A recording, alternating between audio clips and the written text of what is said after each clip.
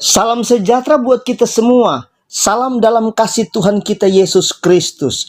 Puji Tuhan untuk sebuah pengalaman, untuk sebuah keahlian, kepintaran kita manusia jangan jadikan dasar hidup kita. Dan sebagai orang Kristen, sebagai orang yang percaya sungguh kepada Tuhan Yesus Kristus, yang menjadi dasar hidup kita adalah firman Tuhan atau perkataan Tuhan. Matius pasal 4 ayatnya yang keempat.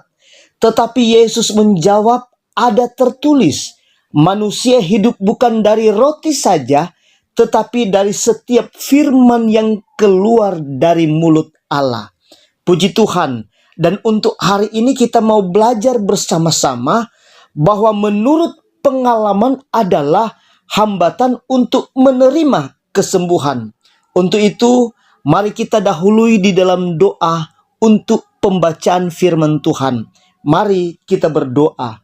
Bapa Sorgawi, Bapa yang kami panggil di dalam nama Tuhan Yesus Kristus, Juru Selamat kami.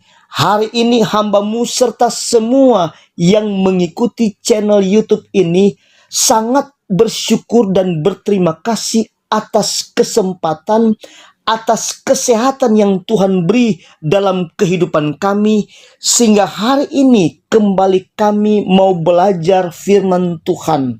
Urapi hamba-Mu dan urapi kami semua dengan kuasa Roh Kudus, supaya kami dapat mengerti dan memahami isi firman Tuhan. Kami sudah siap untuk membaca, kami sudah siap untuk mendengarkan dan merenungkan firman-Mu. Dalam nama Tuhan Yesus Kristus kami sudah berdoa. Haleluya. Amin. Puji Tuhan. Hari ini kita akan melihat dan belajar bersama-sama yang pertama dalam Injil Yohanes pasal 5 ayat 1 sampai ayatnya yang ke-18. Pengalaman dari seseorang adalah hambatan untuk menerima kesembuhan. Sehingga dalam ayat-ayat ini menjelaskan di mana ada seorang yang sudah 38 tahun sakit. Kita akan baca di dalam Yohanes pasal 5 ayatnya yang kedua. Di Yerusalem dekat pintu gerbang domba ada sebuah kolam yang dalam bahasa Ibrani disebut Bethesda. Ada 5 serambinya. Dan kalau kita baca ayatnya yang ketiga dan ayatnya yang keempat, dan di serambi-serambi itu berbaring sejumlah besar orang sakit, orang-orang buta, orang-orang timpang, dan orang-orang lumpuh yang menantikan goncangan air kolam itu. Sebab sewaktu-waktu turun malaikat Tuhan ke kolam itu dan menggoncangkan air itu. Barang siapa yang terdahulu masuk ke dalamnya, sesudah goncangan air itu menjadi sembuh apapun juga penyakitnya. Puji Tuhan. Dan di situ ada seorang yang sudah 38 tahun sakit. Dan Yesus pun tahu bahwa orang tersebut sudah lama sakit. Kita akan baca ayatnya yang ke-6. Ketika Yesus melihat orang itu berbaring di situ, dan karena ia tahu bahwa ia telah lama dalam keadaan itu, berkatalah ia kepadanya, "Maukah engkau sembuh?" Kemudian apa jawabnya? Ayatnya yang ke-7.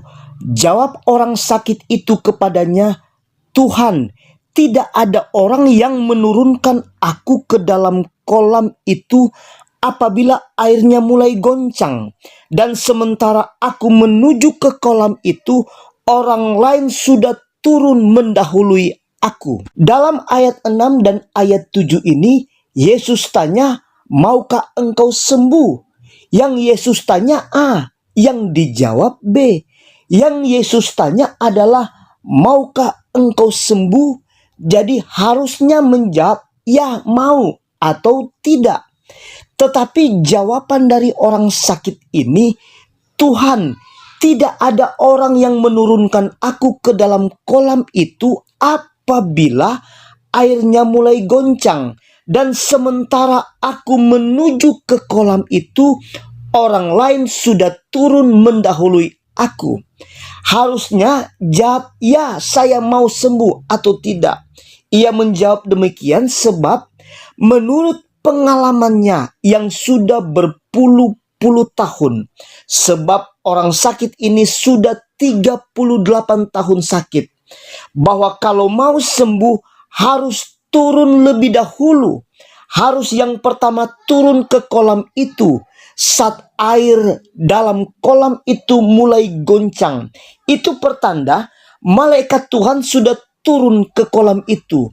Dan sementara ia menuju ke kolam itu, karena tidak ada orang yang menurunkannya, orang lain sudah turun mendahulunya. Artinya begini, yang akan sembuh siapa yang turun pertama ke kolam itu. Dan yang turun kedua, yang turun ketiga, dan seterusnya tidak akan sembuh. Nanti tunggu lagi jika malaikat Tuhan turun lagi ke kolam itu untuk menggoncangkan air itu. Dan pengalaman inilah penghambat kesembuhannya. Dan yang tanya, maukah engkau sembuh? Ini adalah Yesus sendiri. Dan bagi Yesus, kesembuhan itu tidak datang jika air dalam kolam Bethesda harus bergoncang dahulu. Dan kesembuhan yang dikerjakan oleh Yesus tidak tergantung siapa yang turun pertama ke kolam itu, atau kedua, ketiga, dan seterusnya. Apa yang Yesus buat? Kita lihat ayatnya yang ke-8 dan ayatnya yang ke-9. Firman Tuhan berkata, kata Yesus kepadanya, bangunlah, angkatlah tilammu dan berjalanlah. Dan pada saat itu juga sembuhlah orang itu, lalu ia mengangkat tilamnya dan berjalan. Tetapi hari itu hari Sabat. Puji Tuhan. Dan melalui firman Tuhan ini buat kita semua, apapun sakit penyakit kita, separah apapun penyakit itu, janganlah bersandar pada menurut pengalaman yang mengecilkan kuasa Tuhan kita Yesus Kristus.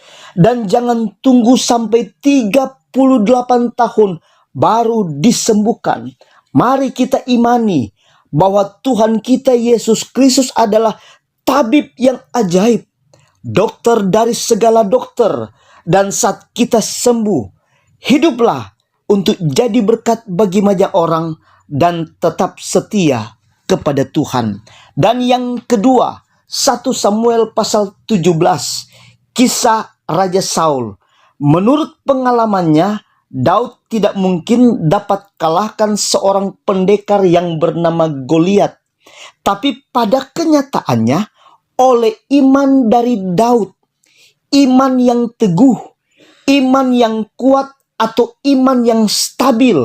Iman yang stabil itu adalah iman yang tidak terpengaruh dengan situasi dan kondisi yang ada di sekitarnya. Dan Daud pun menang dari Goliat yang punya segudang pengalaman dalam berperang. Padahal Daud, Alkitab katakan Daud ini masih muda, tidak punya pengalaman berperang, kemerah-merahan dan elok parasnya, tetapi berharap sungguh kepada Tuhan, tidak pernah dikecewakan oleh Tuhan. Puji Tuhan. Dan yang ketiga, Keluaran pasal 14, kisah dari Musa yang memimpin bangsa Israel keluar dari tanah Mesir.